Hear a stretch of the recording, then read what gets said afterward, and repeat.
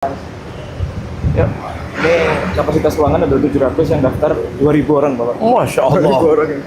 Penuh dong. Kami tahan ini ya, Pak. Nggak apa-apa, pada lesehan aja di bawah Ya, nanti. nanti kami usahakan bisa masuk semua nanti. Assalamualaikum. Assalamualaikum, Pak. Ini dari FISIP semua? Dari FH, Pak. FH. Iya, FH UNER, Pak. FH itu kampusnya di mana? Di situ, Pak. Di pojok. Malang juga. Iya. Assalamualaikum. Apa kabar? Halo, Pak Anies sehat ya, Pak Anies? Sehat. Alhamdulillah. Lagi di foto, Bu.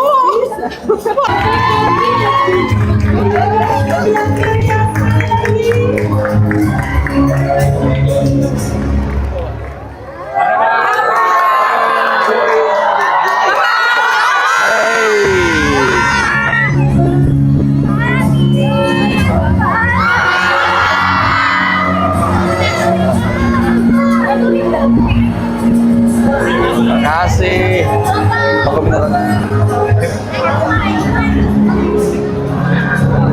Selanjutnya, untuk meningkatkan rasa nasionalisme kita, marilah kita bersama untuk menyanyikan lagu Indonesia Raya, dilanjutkan dengan himne Airlangga.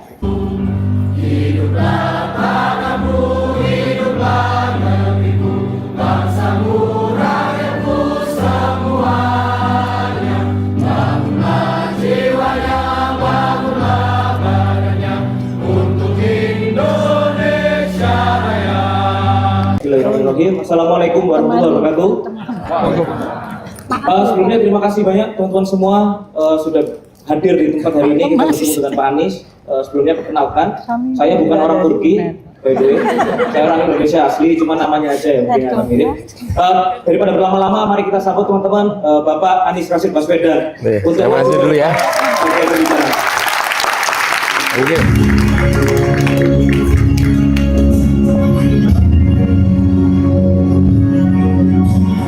Boleh tepuk tangan lagi teman-teman, oke? Oke, Bapak mungkin boleh menyambut dulu teman-teman UNER karena saya yakin yang dinanti itu bukan saya tapi Bapak Anies. Ya, jadi mungkin boleh Ya. sambutan untuk anak nomor. Iya, luar biasa. Saya ketika datang ke sini lihat teman-teman berkumpul di depan, lalu masuk ruangan ini, auranya beda sekali. Boleh tepuk tangan buat semua di sini. Saya senang bisa kembali ke UNER. Sudah lama sekali saya belum ke UNER. Jadi terakhir saya di kampus C, kampus C ya. Kampus C, pernah ke kampus yang di sini tapi asalnya di Nias, dan sekarang datang ke Fakultas Ilmu Sosial Politik, jurusannya Ilmu Politik. Jadi saya senang sekali bisa sampai ke sini. Tepuk tangan buat semua yang hadir di sini. Terima kasih. Terima kasih banyak Pak Anies. Itu di belakang jauh sekali, bisa kedengeran nggak tuh? Kedengaran ya? Nggak kedengeran. Oh, nggak kedengeran. Nggak kedengeran ya? Mungkin operator mungkin boleh Maju aja, suruh maju di sini nih. Kalau mau maju mungkin boleh maju. Ya, Teman-teman. yang boleh kedengaran. di sini. Daripada susah lihat, nggak apa-apa. Kata kondusif ya. Jadi saya baru buka dan baru beberapa jam tuh udah sampai 900 orang yang daftar. Dan sampai ini sekitar total itu kalau yang daftar itu ada 2000 orang, Mbak. Tapi itu udah saya tutup dari kemarin. Jadi memang mungkin teman-teman Surabaya ini pengen ketemu Pak Anies semua ini, Bapak. Alhamdulillah. Saya yang pengen ketemu teman-teman Surabaya. Iya. Saya kangen ketemu karena dulu pas masa masih inget ya masa kampanye. Masih inget ya kawan. Itu yang namanya acara Desak Anies itu kan keliling dari kota ke kota, ya.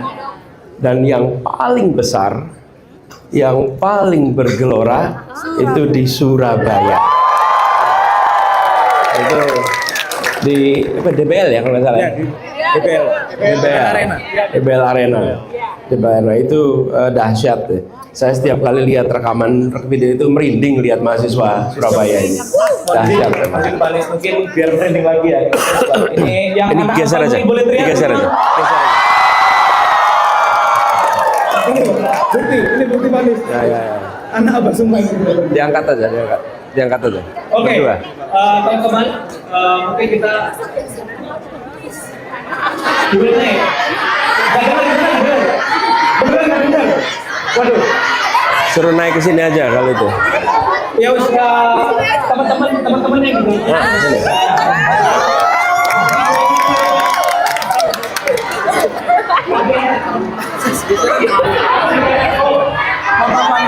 Ini yang di belakang katanya nggak kelihatan Pak Anies, Pak. Itu berdiri, yang berdiri duduk aja tuh. Nanti saya berdiri. Nanti saya berdiri. Nanti Panis berdiri ya. Oke. Dari teman-teman ya, mungkin izin dimulai Panis. Jadi teman-teman, kita nggak melupakan esensi kita berkumpul di hari ini terkait kita diskusi sesuai dengan judul kita, demokrasi dan meritokrasi di persimpangan jalan. Lalu apa jalan perubahan kita? Kenapa ide itu muncul, Pak Anies? Karena saya meyakini semua orang yang berada di sini, Pak, pasti ingin memenangkan Indonesia, sesuai dengan judul bukunya Pak Anies. Lalu saya pernah, Pak, saya pernah bertanya ke salah satu pemikir di Amerika namanya Noam Chomsky. Dia itu menerima untuk di email dan mau membalas gitu. Saya tanya, gimana caranya untuk Indonesia maju gitu? Dia jawab, nggak ada yang penting untuk menjadikan nomor satu. Yang penting adalah kamu menjadi pribadi yang menjadi lebih baik ke depannya untuk menjawab tantangan ke depannya gitu. Sorry. Yang saya pahami adalah kita wajib untuk akhirnya mengaktualisasikan diri dengan baik, lalu kita menjadi pribadi yang unggul, Pak Anies. Melalui pribadi yang unggul itu, maka kita bisa melakukan perubahan ke depannya. Tapi PR-nya adalah di sistem demokrasi kita, demokrasi prosedural kita, nyatanya ternyata kita udah unggul, Pak, ini mungkin ada yang unggul, tapi ternyata nggak terpilih, Pak, dalam sistem demokrasi prosedural kita. Maka kita harus mementingkan demokrasi substansial. Maka menurut Pak Anies, gimana ini, Pak? Karena kami mungkin yang anak muda melihat bahwa demokrasi dan meritokrasi kita tidak baik-baik saja gitu. Maka kami di sini mungkin bertanya, jalan perubahan kita apa, Pak Anies? Oke. Terima kasih. Ya. Saya panggilnya apa jadi Anda ini? Saya nyebut Erdogan rasanya kayak ngobrol sama Presiden Turki. Ya, oke. Makasih Erdogan. Jadi pertanyaannya penting. Nah, gini ya. Gini, dah. Oke. Teman-teman, gini. Jadi saya ketika terima undangan dari UNER ini bicara tentang demokrasi, meritokrasi, terus ada pertanyaannya itu di sini, di persimpangan jalan, sebagaimana perubahan kita. Saya ketika baca ini, saya merasakan ini berarti ini teman-teman di UNER sudah sampai kepada akar masalah yang ada di Republik ini.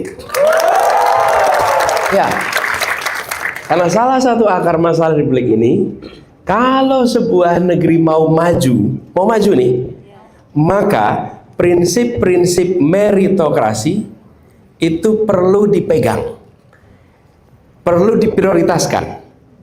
Bukan satu-satunya, tapi itu harus utamakan meritokrasi itu. Kenapa meritokrasi ini penting? Kalau meritokrasi itu artinya seseorang mendapatkan promosi, mendapatkan posisi karena prestasi. Betul kan? Karena prestasi, bukan karena koneksi. Betul kan? Nah, di Indonesia nih banyak yang dapat posisi karena koneksi. Betul nggak? Ya, contohnya banyak lah. Iya, pakai ini loh,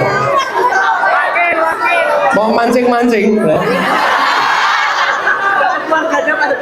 Iya,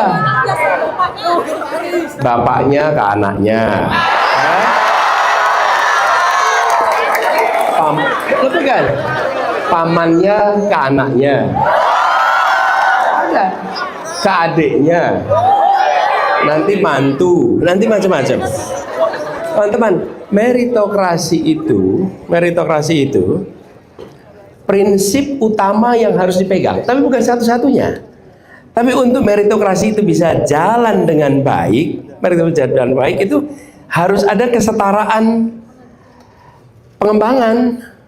Kalau dalam suasana yang timpang, ini timpang nih, kemudian langsung diadopsi meritokrasi, maka itu melanggengkan ketimpangan. Kenapa melanggengkan ketimpangan? Ya karena yang tidak punya bekal kalah terus. Betul tidak teman-teman? Kalau dalam suasana ketimpangan harus ada afirmasi supaya yang tertinggal secara struktural dia disetarakan lalu baru dikompetisikan. Tapi kalau tidak diiringi afirmasi, semata-mata sekonyong-konyong meritokrasi saja, maka ketimpangan itu akan langgeng. Apalagi kalau ketimpangannya struktural. Nah, teman-teman paham, misalnya mau masuk universitas pakai meritokrasi, tes. Oke, nah tetapi kita tahu ketimpangan kualitas SMA antar daerah ada bukan? Ada. Antar pulau ada tidak? Ada. Nah, di situ yang saya maksud. Ketika kita memasukkan faktor meritokrasi, harus sadar ada timpang nggak nih? Kalau ada timpang, harus dilakukan intervensi dalam bentuk afirmasi supaya muncul kesetaraan, dari situ kompetisikan. Jadi tidak sekonyong-konyong ya, yang namanya meritokrasi pure berarti pokoknya kalau adopsi meritokrasi berarti terbaik. Ya terbaik, tapi ada syaratnya nih. Syaratnya tidak dalam ketimpangan struktural terutama. Nah, tapi meritokrasi ini kunci. Kalau bangsa ini mau maju, ya maka yang diberi amanat yang memang kompeten. Diukurnya dari mana? Dari prestasi. Kalau tidak berprestasi dikasih tugas, kasih amanat.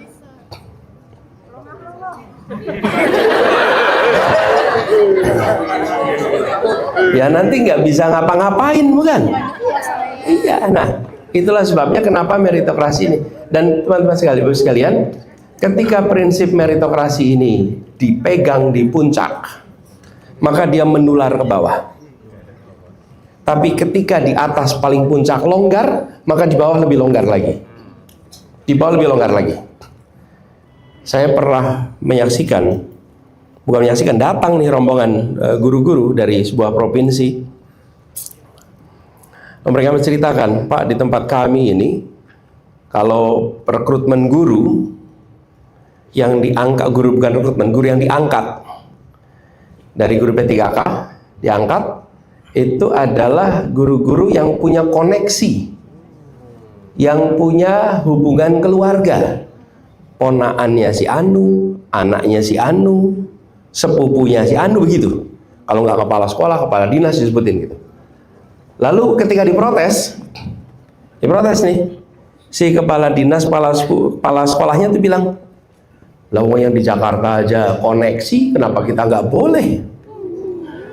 Coba teman-teman, ini yang saya maksud dari menular. Ketika dicontohkan kompromi meritokrasi ke bawah itu, karena itulah penting sekali menjaga meritokrasi. Dan begitu meritokrasi diterapkan, teman-teman, maka kita harus bersedia untuk mengakui hasil.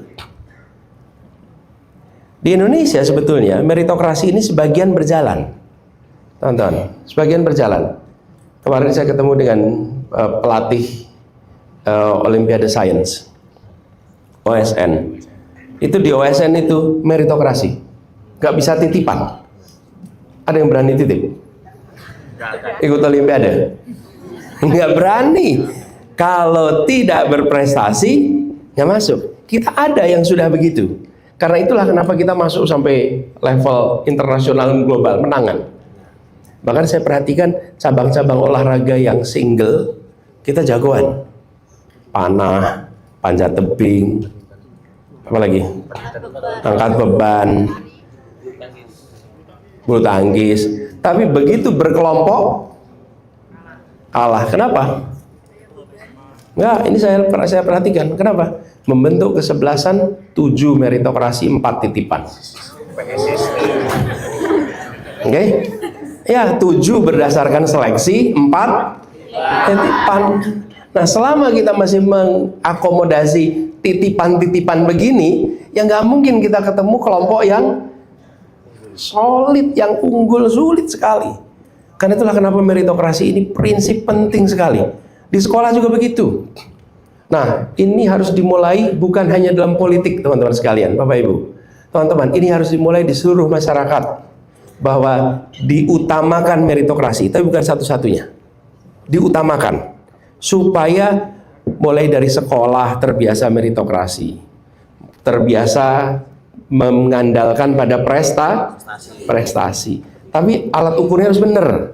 Nah, ini teman-teman yang menurut hemat kami dibutuhkan sekali dalam demokrasi kita. Kenapa? Apa sih prinsip demokrasi ini, teman-teman? Semua kuliahnya di ilmu politik nih. Itu enggak semua ya. Tapi berminat pada politik gitu ya. Melek politik. Melek politik itu penting.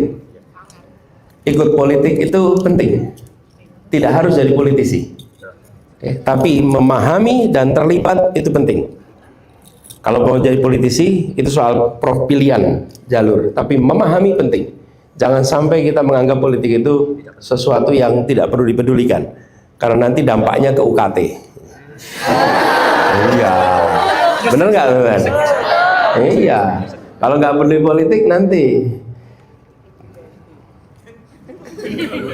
tahu-tahu ada perubahan tuh. Nah, jadi teman-teman, apa sih demokrasi? Saya bisa buatkan sederhana sekali. Demokrasi itu definisinya ada lebih dari 560 definisi. Jadi antara yang saya sebut demokrasi dan yang dipandang tiap-tiap orang bisa-bisa beda-beda.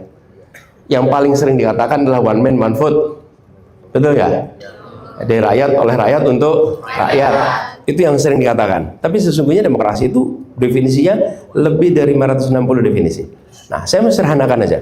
Demokrasi itulah cara membatasi kekuasaan, dibatasi durasinya, dan dibatasi skopnya. Semula kekuasaan itu tanpa demokrasi, tanpa batas. Sekali berkuasa, yang membatasi adalah kematian. Durasinya nggak dibatasin. Yang kedua, skopnya nggak dibatasin. Ya dia bikin hukum, ya dia mengawasi, ya dia melaksanakan. Jadi dibatasi skopnya. Jadi eksekutif, legislatif, jadi sederhananya begitu. Dipotong durasinya, dipotong skopnya. Karena itu, kalau kita mau menyebut demokrasi kita ada, maka minimal satu, ada pemilu yang free and fair. Pemilu saja nggak cukup. Zaman Orde Baru itu ada pemilu, betul kan? Betul. Tapi nggak perlu survei. Tapi sekarang juga kelihatannya nggak perlu survei ya. Pemilu nggak perlu survei. Kenapa? Karena sebelum hasil keluar kita sudah tahu. Betul nggak? Jadi zaman Orde Baru itu nggak perlu kita survei. Udah tahu nomor 1 pasti Golkar, nomor 2 pasti P3, nomor 3 pasti PDI waktu itu.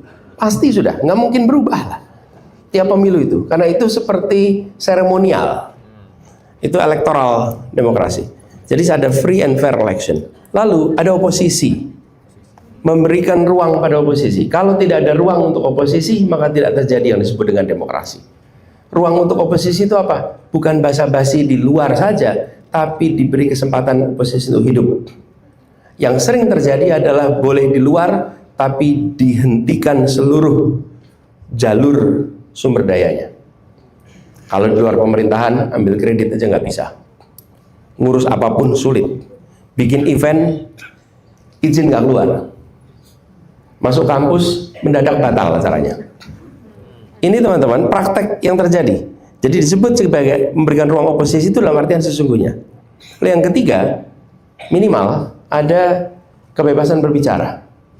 Freedom of speech, freedom of expression. Itu harus ada. Di mana media memiliki kebebasan. Kalau media tidak lagi memiliki kebebasan, teman-teman di sosial media juga tidak punya kebebasan, maka ini tidak bisa lagi dikatakan sebagai sebuah demokrasi. Nah, ketika kewenangan yang didapat melalui proses demokrasi itu tidak diiringi dengan meritokrasi, maka yang nanti akan bertugas di dalam kewenangan adalah orang-orang yang inkompeten. Ketika inkompeten terjadi, maka sulit bagi demokrasi untuk bisa menghasilkan yang dijanjikan. Yang dijanjikan dari demokrasi apa sih? pembangunan sesuai aspirasi rakyat. Kalau sekedar pembangunan banyak, tapi kalau ada demokrasi sesuai aspirasi. Nah, itu sesuai aspirasi itu bisa mandek. Kenapa mandek? Karena yang berada di sana adalah orang-orang yang masuk karena koneksi. Dan koneksi kecenderungan yang menjaga kepentingan di antara kelompoknya sendiri. Nah, ini teman-teman menyebabkan jebakan demokrasi. Terpilih melalui demokrasi, lalu yang berada di dalam kewenangan adalah bukan berdasarkan prestasi, kompetensi, dan integritas dan lain-lain, maka kebijakan-kebijakan yang muncul adalah kebijakan-kebijakan seringkali yang berorientasi memenuhi kepentingan mereka sendiri. Ini yang bisa mengantarkan sebuah negara menjadi failed state. Negara gagal. Kenapa negara gagal? Karena di dalam negaranya, udah baca bukunya kan? Why Nation Fail, Acemoglu. Di situ dijelaskan negara yang menjadi ekstraktif. Kenapa bisa ekstraktif? Karena yang berada di dalam situ bukan orang-orang yang memiliki atau dipilih berdasarkan proses meritokrasi. Inilah sebabnya penting sekali. Nah, di Indonesia hari ini kita sedang berhadapan dengan dua problem bersamaan. Satu adalah kualitas demokrasi kita yang mengalami penurunan. Yang kedua, meritokrasi kita yang dikompromikan. Dua-duanya sedang ada problem ini. Karena itulah kenapa saya bilang UNER ini menarik ketika mengangkat tema ini. UNER berhasil merumuskan dua masalah utama yang harus dikoreksi dalam proses politik di Indonesia. Mengembalikan demokrasi ke tracknya dan mengarus utamakan meritokrasi. Nah, kalau ini bisa jalan bersama teman-teman, maka kita akan mendapatkan kondisi atau prasyarat kondisi lebih baik. Bagaimana meritokrasi ini bisa dibangun? Teman-teman, meritokrasi dibangun itu satu, di dalam partai sendiri ada mekanisme untuk melakukan assessment atas kinerja anggota partainya. Dulu pernah ada partai yang punya seperti ini. Saya tahu PAN. PAN itu dulu pernah punya. Diberikan tanda, diberikan semacam penghitungan. Siapa mengerjakan apa, kampanye di mana, turun ke lapangan apa, yang dikerjakan apa, itu semuanya ada skornya itu. Sehingga itu menjadi salah satu bahan. Ingat ya, bukan satu-satunya, tapi salah satu yang utama di dalam menentukan, sehingga orang berorientasi untuk ada karya. Yang kedua, kalau ada meritokrasi, pasti ada transparansi. Kenapa ada transparansi? Mungkin nggak ada penilaian tanpa transparansi? Mungkin. Begitu ada meritokrasi, pasti ada transparansi. Nah, begitu ada transparansi, maka good governance akan muncul. Jadi betapa satu kata itu memiliki konsekuensi positif yang luar biasa. Itulah sebabnya menurut hemat kami sekarang harus dikembalikan. Sama dengan tubuh kepolisian, tubuh TNI, semuanya membutuhkan meritokrasi supaya yang dipromosikan, yang naik pangkat, yang dapat kewenangan adalah mereka yang berprestasi, bukan yang punya koneksi saja.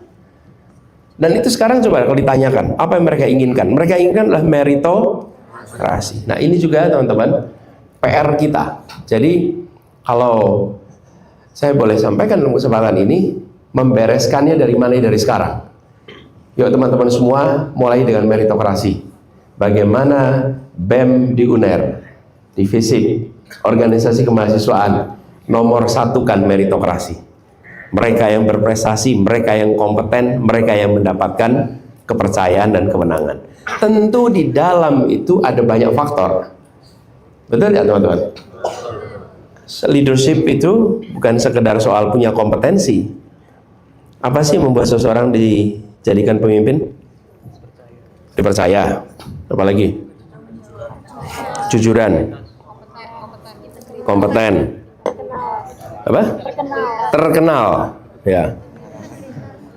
terkenal ya. Apa lagi? Dipercaya. Amanah, ya percaya itu amanah.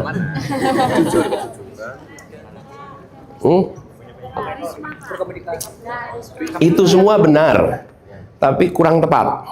Maksudnya bukan kurang tepat. Itu adalah syarat pemimpin baik. Ya kan? Pertanyaan saya, apa yang membuat Anda jadi pemimpin? Itu dia jawabnya sana. Ada yang mengikuti. You're no leader kalau nggak ada follower. Betul tidak? Anda disebut leader jika ada follower, itu aja, udah nggak ada yang lain. Ya, itu bukan follower, buzzer itu, bayaran itu. Follower itu artinya orang yang ikut secara sukarela. Jadi saya tanya nih, ketua preman di terminal, pemimpin bukan? Iya, tapi amanah bukan? Ya, jujur bukan? Ya bisa jadi jujur. Cerita terus, saya ngerampok ini, saya nyopet ini, bisa jadi. Betul nggak teman-teman? Jadi jangan salah tempat nih. Kenapa disebut pemimpin? Karena ada pengikut. Saya sholat sendirian, tempatnya di mihrab, pakai baju imam. Boleh nggak saya sebut imam? Jadi saya jadi imam kalau apa? Jadi buat teman-teman sini jangan sampai salah memandang ya. Seseorang menjadi pemimpin itu karena ada yang mengikuti. Karena itu selalu hormati orang-orang yang mengikuti. Karena mereka lah yang menentukan Anda disebut pemimpin atau tidak. Iya. Ya, kalau nggak ada yang ngikutin, mau kompeten seperti apapun, apalagi nggak kompeten, ya kan? Mau kompeten seperti apapun, nggak ada yang bisa disebut pemimpin. Nah, ini soal lain, soal leadership itu. Tapi yang saya ingin sampaikan teman-teman, ketika proses ini, maka harus utamakan soal meritokrasi. Diukur sendiri, ada cara pengukurannya, beda-beda tiap organisasi, beda-beda tiap program, tapi dibuat proses yang transparan, pasti transparan. Dari situ kemudian nanti akan kita latih. Nah, saya berharap teman-teman, latihan meritokrasi ini dimunculkan terus. Kenapa teman-teman? Ini soal meritokrasi ini sudah mengganggu sekali. Bukan hanya dalam politik teman-teman, di dalam olahraga pun meritokrasi kita ini sering hilang. Ketika pertandingan menggunakan juri, sering sekali yang dimenangkan yang uang sogokannya paling banyak. Ini kenyataan di lapangan. Ketika lomba tidak bisa pakai juri, baru prestasi itu bisa kelihatan. Banyak sekali wasit, juri yang ternyata tidak menjalankan dengan prinsip kejujuran, rusak meritokrasi kita. Saya beberapa kali teman-teman, ketika tugas di DKI itu tim PON itu pulang dan pelatihnya itu minta, Pak Gubernur tolong ditemui atlet-atlet kita ABCDFG. Kenapa? Karena mereka harus kalah sama tuan rumah. Kenapa harus kalah sama tuan rumah? Ya karena harus begitu. Nah, itu membuat orang yang bekerja keras merasa, buat apa saya latihan berbulan-bulan, bertahun-tahun kalau ujungnya tidak ada meritokrasi. Jadi ini menghantui bukan hanya politik kita, ini menghantui segala segi kalau nggak ada meritokrasi. Dan meritokrasi itu membuat standar atas karya kita menjadi rendah. Karena kita menerima apa adanya, apa saja nggak apa-apa, yang penting ada. Ini teman-teman harus diubah. Jadi satu kata ini saja penting untuk kita miliki. Dan termasuk olahraga. Teman-teman tahu Brazil ya? Brazil itu satu-satunya negara, halo, yang di dalam Piala Dunia itu selalu masuk final. Betul nggak? Karena di Brazil untuk urusan sepak bola pakai meritokrasi. Untuk urusan sepak bola meritokrasi. Sayangnya urusan lain dia nggak meritokrasi. Tapi hanya untuk sepak bola meritokrasi. Mau latar belakangnya seperti apapun, kalau dia jago sepak bola, dikasih tempat. Dan itu yang membuat selalu yang muncul adalah yang terbaik. Udah terbukti. Ini harus kita adopsi, teman-teman. Dan lihat kejadian di Korea Selatan, kejadian di Taiwan, kejadian di Jepang, kejadian di Singapura. Itu adalah semua negara-negara yang mengalami kemajuan luar biasa. Ada seorang yang menulis namanya Kishore Mahbubani. Dia mencatat mengapa di negara-negara itu terjadi kemajuan yang luar biasa. Dan salah satu jawabannya adalah meritokrasi. Meritokrasi. Tidak ada seseorang diangkat dalam posisi tanpa prestasi. Nah, ini membutuhkan kedewasaan dan membutuhkan latihan. Itu harus dibangun. Dan harusnya yang punya begini siapa? Pemimpin. Tapi kalau pemimpinnya tidak mempraktekkan meritokrasi, justru mengkhianati meritokrasi, maka menular sampai ke bawah. Sekarang teman-teman di UNER sudah memulai. Yuk kita gaungkan meritokrasi ini jadi gerakan baru di Indonesia. Gerakan meritokrasi untuk Indonesia. Oke, jadi Erdogan itu jawaban panjang saya atas pertanyaan singkat Anda tentang meritokrasi. Kalau boleh kita lebih banyak dialog dengan teman-teman, karena kalau lihat antusiasme di sini, nampaknya teman-teman punya banyak gagasan. Saya pengen dengar gagasan dari UNER seperti apa, gagasan dari Surabaya seperti apa. Silakan. Baik, dari bukanya saya emang pengen tanya semua ini kayaknya. Tapi karena waktu kita terbatas, mungkin kita bagi per sesi dulu. Satu sesi ada 3 penanya. Supaya fair, aku hitung sampai 3, nanti ada yang angkat tangan ya. 1, 2, 3.